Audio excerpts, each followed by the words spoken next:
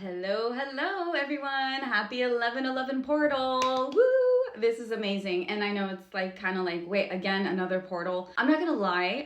Even though I'm very spiritual, I am a spiritual coach. Sometimes I'm like, are these portals even real? Like, yes, I will admit that because I am a logical person. And I think, why is it that every month there has to be some portal? I see that.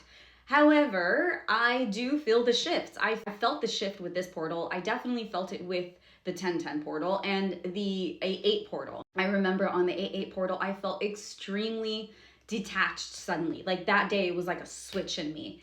And then today was the opposite effect. I actually ended up dreaming about my twin flame tonight, which was the first time that I've dreamt about him in a really long time.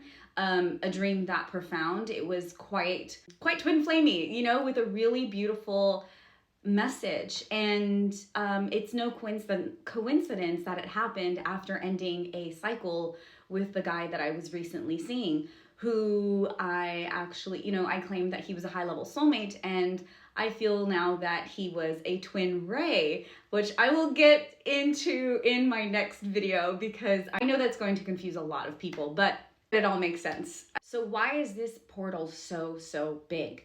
So 1111 portal, it is a master number. 11 is a master number. When you see 1111, it is always a symbol that you are in alignment. That's why when we say 1111, make a wish, when you see it on the clock, right? And when you're on this journey, whether it's the twin flame journey or just, when you get awakened you get spiritually activated, you get spiritually awakened, you start seeing a ton of number patterns. And that's one of the ways you know that you're going through a spiritual awakening, because the numbers haunt you, right? And 1111 happens to be one of them. And when you see that, it is an indicator that you are in alignment, or that you are going towards your highest purpose, that you are going to your highest timeline, right? So when you see that, it's a good thing.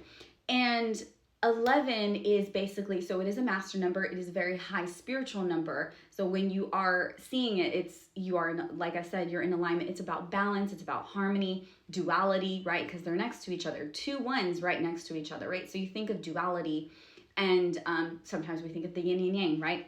And this is why on the 1111 portal, a lot of people set intentions and we want to manifest. So it is a good time, if you're going to manifest big today, but practice gratitude, because the best form of manifestation is practicing gratitude. So you don't want to just say, oh, I want to manifest a big house. No, you want to manifest your highest timeline. Like, what is it that you want to manifest for your spiritual side, your spirituality? You want to be in your highest timeline. So I would say, I want to manifest being in my highest timeline. I want to fulfill my soul purpose. I want to serve people. I want to serve humanity. I want to serve God. I want to be in my highest timeline, because when you are doing those things, you attract abundance. When you are in your highest timeline and when you are serving humanity and serving God, serving people, you are going to attract abundance. So if you're just focused on materialistic things like a house or a car, money, you're not going to attract those things when that's all you're focused on. So remember to always focus on gratitude, on what you do have in your life, because that is what attracts more abundance of it, right? So even if you don't have that much money, you can still be grateful for the amount of money that you do have. And also your energy, right? You want to manifest that your energy is high vibrational. You want to set the intention that your energy is attracting high vibrational people, that you are getting rid of people that do not serve you, that is the form of abundance. Because when you are attracting all these positive things in your life, the rest will follow. That home will follow. The money will follow. Your dream career will follow. Your dream partner will follow.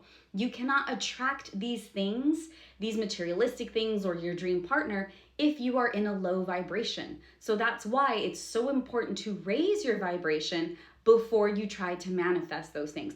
And when you do raise your vibration, you're automatically, like I said, you're automatically going to attract those things. So focus on raising your vibration, focus on your soul growth, your soul purpose, and then the rest will follow.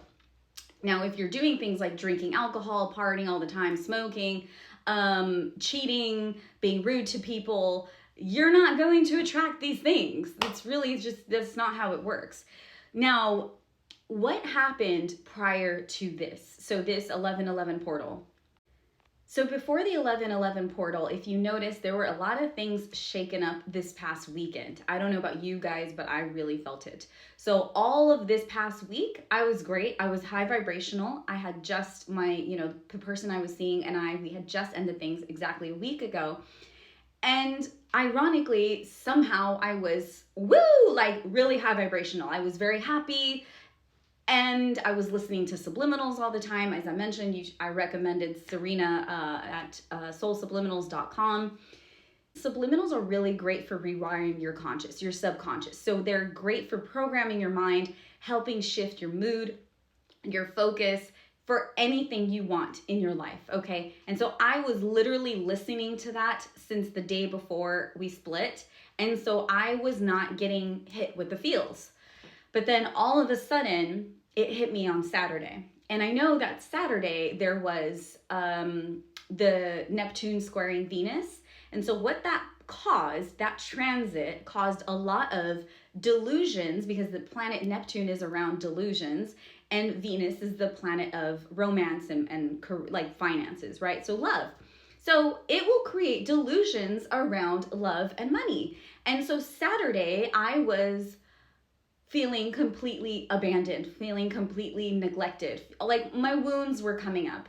And I know that this was happening to a lot of people, especially in the cardinal signs, because of all the karmic cycles that we are breaking since 2008, because of this transit from Pluto going from Capricorn to Aquarius. This is why I cannot wait for November 19th. Like November 19th, I'm gonna throw a celebration, I'm gonna party, because that is when we go into our biggest era. Okay, so we're gonna be graduating. And especially apparently cancers are really going to have victory from November 19th until January 6th. So this is gonna be our time to glow. So woohoo, give it up for cancers. I can't wait. So if you felt abandoned, if you felt neglected, rejected, if your wounds came up this past weekend, know that they happened for you to clear them, okay? For you to push through them. I know it was very, very hard. I had not cried like that in such a very long time, probably since my dark night of the soul with my twin flame. And as hard as it was, I woke up feeling like a completely different person today.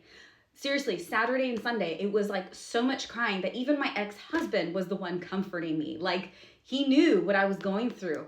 And he was the only person pretty much that was there for me. But I knew that I had to be there for myself. I had to do this alone. And that was part of why I felt neglected, because I didn't have anyone else. I didn't feel like I had anyone else. And that's okay.